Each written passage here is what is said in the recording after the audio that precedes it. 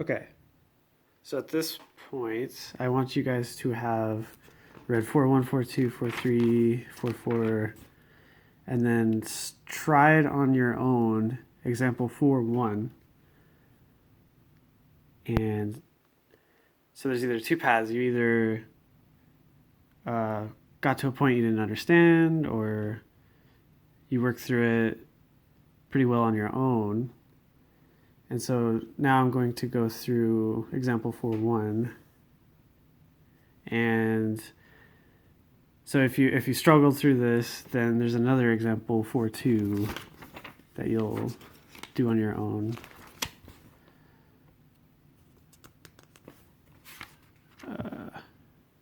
Yeah, 4-2.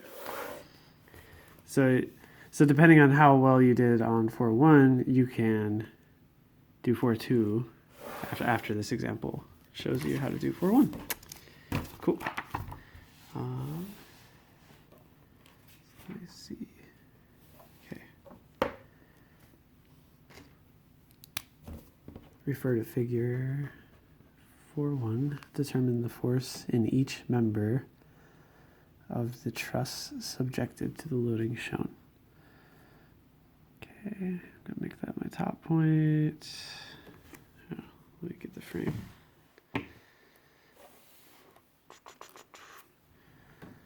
And 3 down, 3 over, 4 over.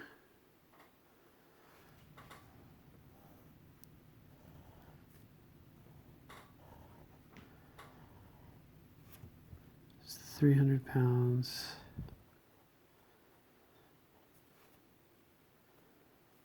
Okay, 1,000 pounds.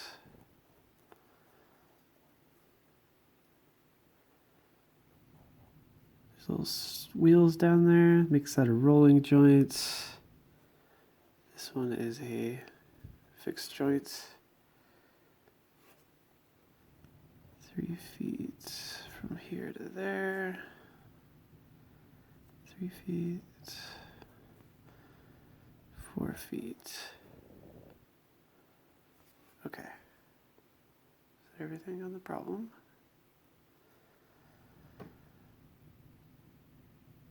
All right. So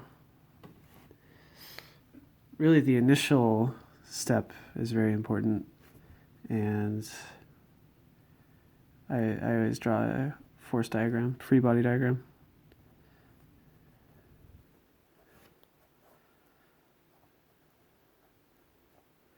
And now that we're on paper, you can actually just go down the paper, but I'm going to do it over here.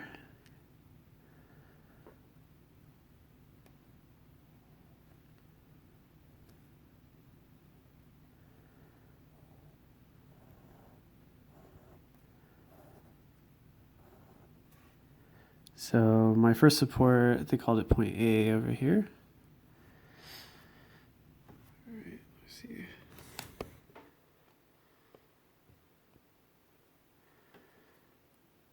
Is the pin joint. So I'm going to have 2 force reactions and no moment reaction because it's a hinge. And this one's a rolling joint, so it does not resist horizontal force, it only resists vertical. I've got a 300 pounds force here and a 1,000 pound force here. And let's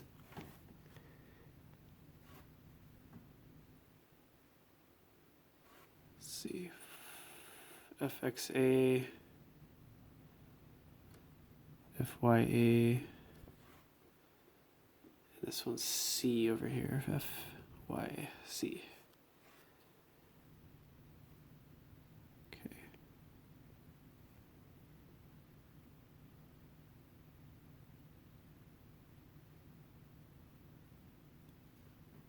So in order for this set of forces to be static, the sum of forces in the vertical direction needs to be 0. And I just start with forces in the y and forces in the x, even though I have multiple unknowns. This one's positive, negative 1,000, positive FYC, and that's everything. There's only 3. Next, sum of forces in the X need to be 0 as well, and there are only 2. So FXA 300. So 300 and FXA. So right away I can tell that FXA is actually in the negative, opposing that 300. So negative 300. So this picture, the arrow needs to go the other way. So there's 2 unknowns here, so I can't exactly pull one of these out. And I have sum of moments to do that. So I could pick any points, just because there are. I should think about my camera next time. Sorry. So because there are 2 unknowns in the FXA, FYA, I would prefer to pick A. So sum of moments about A are 0. And I should have, I'm just going to start over here because there's not enough room on a right margin. Sum of moments about A are equal to 0. And so both of these are 0 distance away from point A.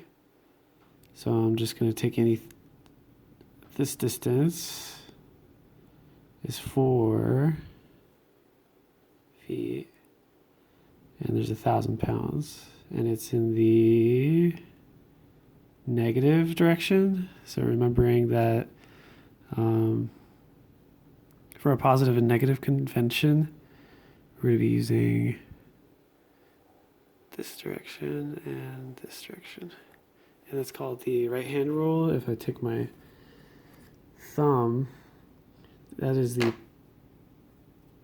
and imagine my fingers are an arrow, so it's like boop, boop. So this is the positive direction. It's called the right-hand rule, and it shows up in various physics. So it's very useful. Okay, so 4 feet at 1,000 pounds, and it's negative. Feet, 1,000 pounds, and then this is 3 feet here. So this is an unknown force at 7 feet,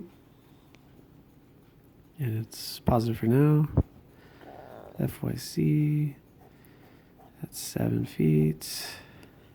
And then there's 300 pounds at 3 feet, the vertical 3 feet. And this one is negative. It's negative 900 foot-pounds. I just multiplied it. So now I have one unknown, and so I can solve for that one unknown. So I can add 900 over there, 4,000 over there. So I've got 4,900 foot-pounds divided by 7. So FYC is equal to 700 pounds.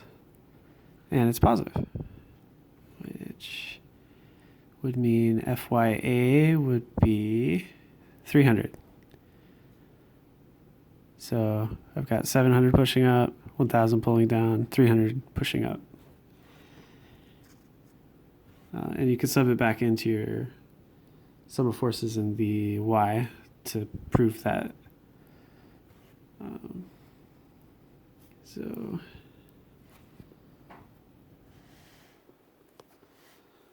sum of forces in the Y equals 0. FYAs are unknown right now. We've just got FYC.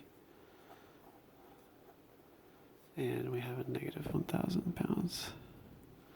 So add 1,000 to both sides. Subtract 700 from both sides. FYA remains on that side. And that'll be 300 pounds. Okay. Oh. Not good with my framing here. Gotta pay more attention. All right, so those are all of my forces on my structure in equilibrium. So that it's not rotating about A and it's not being accelerated horizontally or vertically. So I've got 1,000 down, 700 up, 300 here, 300 there,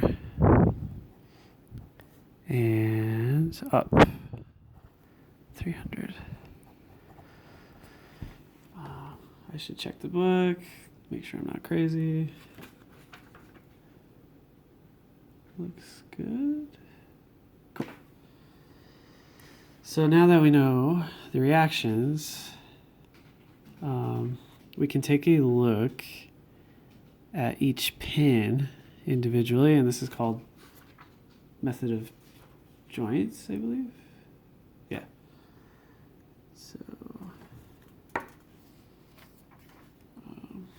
So each pin is a equilibrium equation. Hang on, let's walk through this. So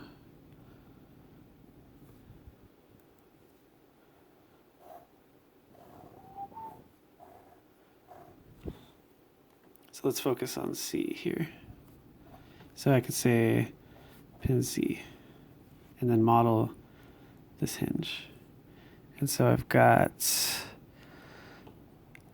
a vector coming this direction, a vector coming this direction, and then a reaction force that I know is 700 pounds. And so these are unknown vectors, and all of these are forces, and there's no moment carried through a hinge joint. So all of these forces need to add up and equal 0. So again, you could do sum of forces in X, sum of forces in Y. What I'm going to do for these trusses in particular is say I have a vector of 700. 1, 2, 3, 4, 5, 700. And so I have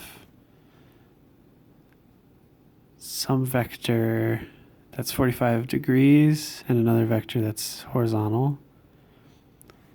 And these need to add up to 0. So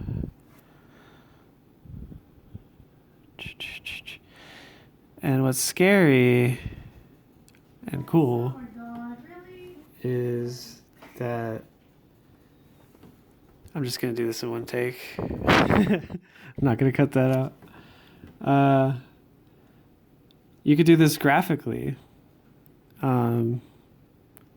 So you can almost see, like, if you accurately represented the length of 700 pounds, then you can actually see right away that this is probably 700 pounds. And this is 45.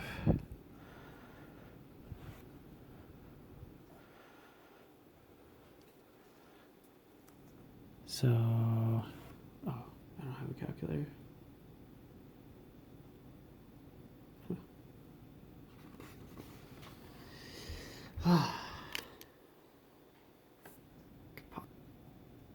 Hey, I just paused it and came back. That's fun. I got a calculator. Right, so in case this wasn't in frame and I wasn't paying attention, I drew a vector vertically at length 7 to represent 700 pounds. And then I drew an unknown vector at a 45. And so I can kind of tell that this is coming down this has to point down to complement this pointing up, because the sum of forces need to add up to 0. And since this is coming this direction, this one needs to go that direction. And you can almost intuitively see the magnitude that these need to become.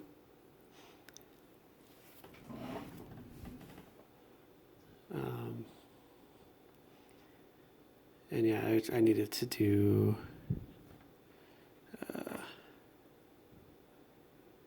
I need to solve for this.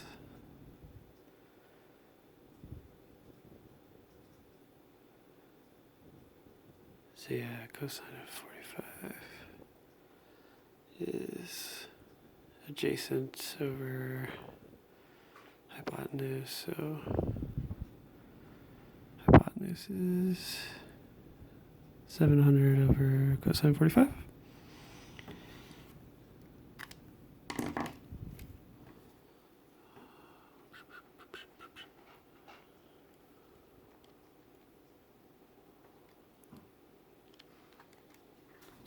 So 900. Oh, I should show my calculator. So 900. Let's call that 990. Because the 0.9 there lends itself to rounding nicely without too much error. I'm kind of lazy.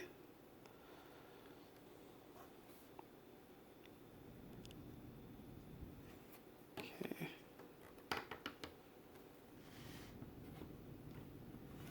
So this direction is 700. And this direction, 990. Let me check my answer before I propagate error. Cool.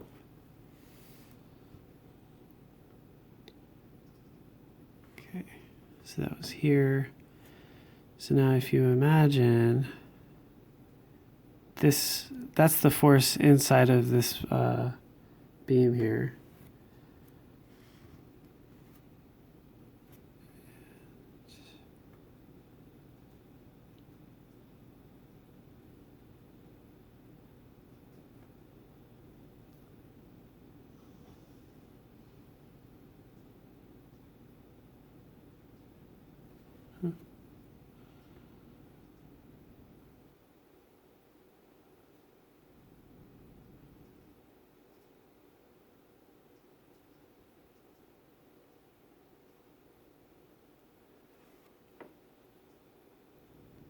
This beam needs to be in tension. Oh, I drew it backwards.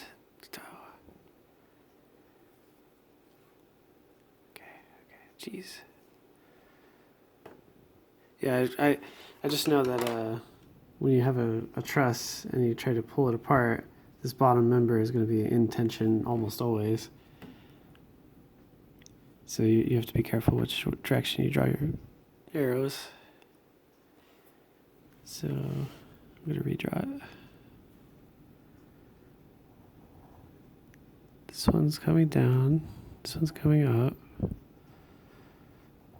and this one's going this way, like that.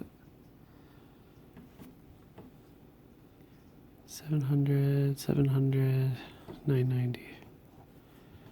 And the arrow direction is kind of important. So this is C. So if you imagine this translating force up to this next point, D. So D has a known force 300, and that's 3 squares long. And then I have a 45 member coming in, and it's this long. Almost need a ruler. I'll just go down 7. Okay. 3, 4, 5, 6, 7. Somewhere like right here.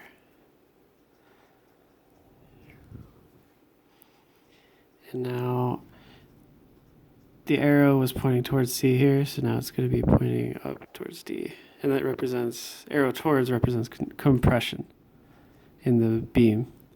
So this is a, truss made out of like 2x4s.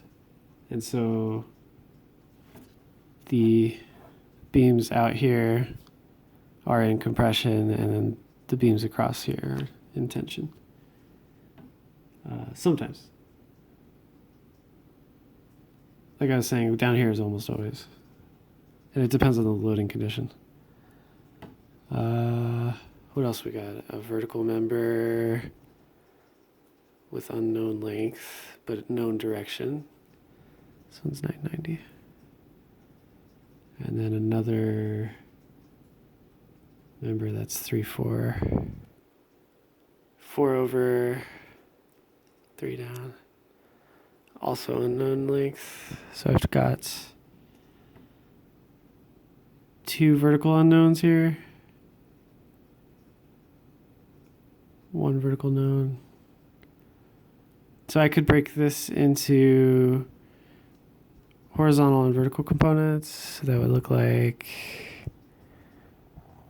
here's the horizontal component, 700. And vertical component would be right there. And these 2 vectors would add up to this one, right? Just like up there. And so I could solve for this horizontal component here, which would be, 4 over 3 up, 5. So it's a 3, 4, 5 triangle.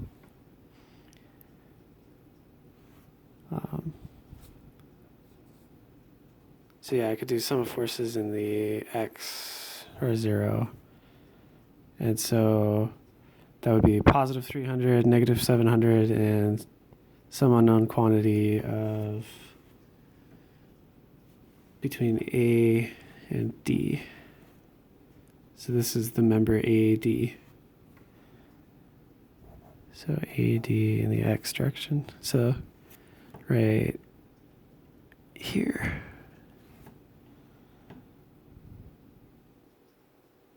So I've got negative 700 pounds plus 300 pounds. So AD in the x is 400 pounds. Well, that's actually really handy. So it's also positive. So this length 400 and this length 300 have to add up to this length 700. And that means that this is 500 and this one is 300. And it's also direction is this way.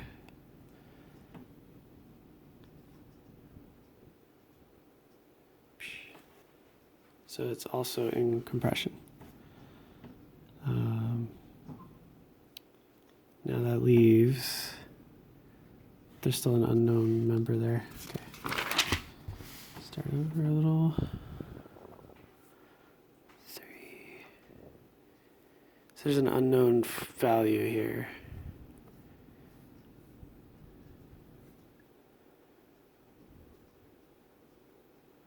Okay, I'm not going to do it proportional. I'm just going to say 990, 300.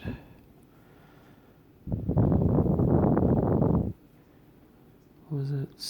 500. And unknown vertical. So my sum of forces in the y need to be 0 for this pin not to be accelerated through space.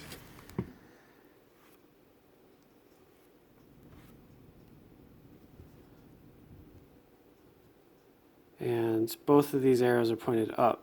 So I've got 700 vertical component here, 300 vertical component there. So this member here needs to be 1000. So So 700 plus 300.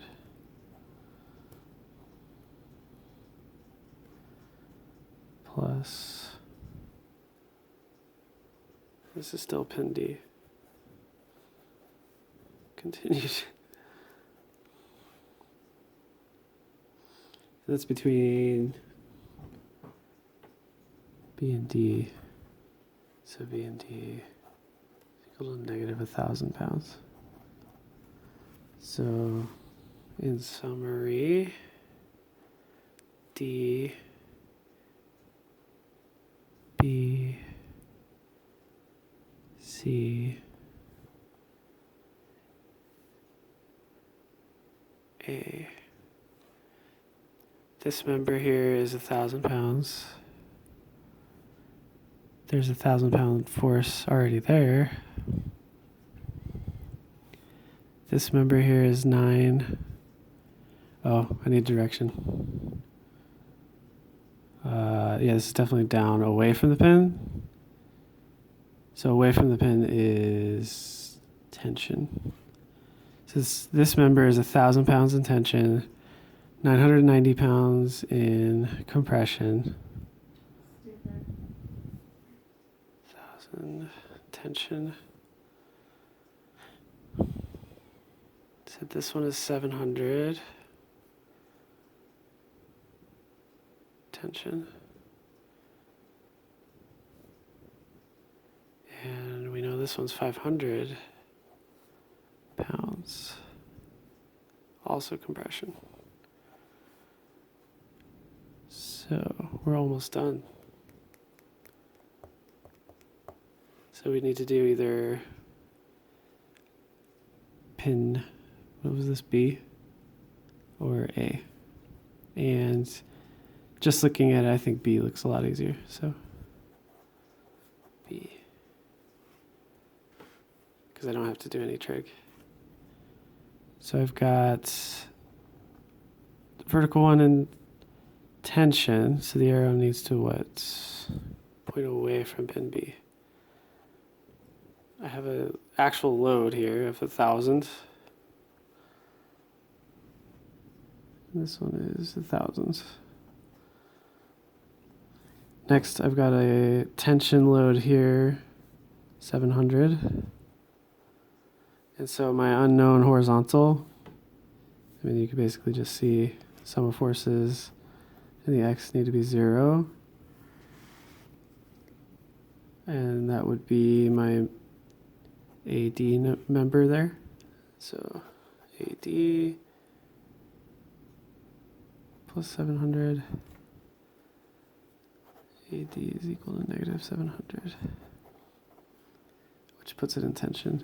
So again, I'm just going to use this up here to summarize. 700 tension. So now, given this loading on this truss, I know all the forces within each member.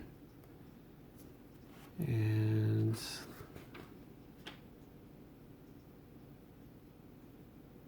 cool. So yeah, graphical was always an option. And it's somewhat intuitive too, but it's better to use trig for much harder problems. You're not going to graphically solve when it's fractions. For example, you would be like on the paper here trying to approximate a fraction somewhere.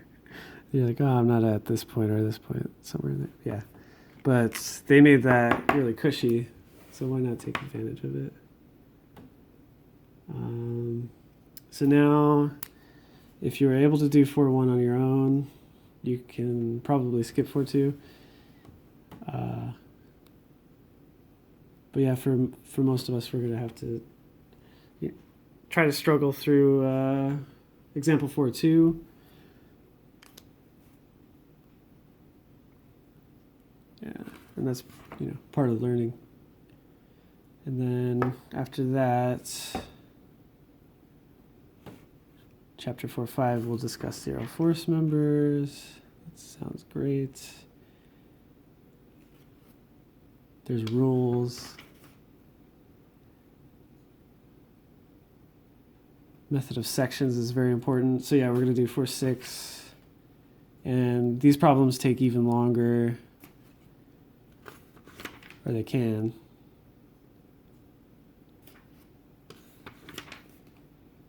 Four, 7 is frames. Jenkins didn't do frames, but frames have what I wanted to do, which is like a ladder. And so the method of joints assumes like these are separate bodies connected by a hinge joint. So if you had a truss like this, connected by a hinge joint, and this hinge joint. So this was assuming these were different 2x4s. And you know, if you could find a 2x4 long enough, you would have a hinge joint here, but it would be on a rigid body, you know, if you could get away with it. So chapter 4.7 goes into that, and I would like to go into that because I feel like that's a useful chapter.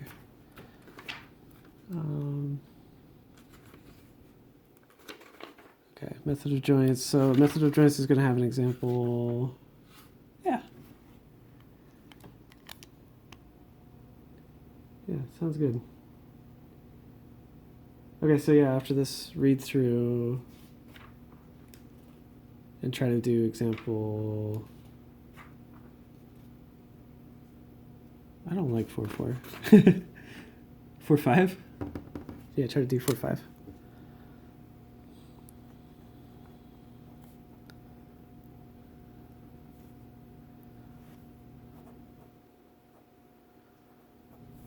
And it's okay if you get stuck, because I'll have a video on it.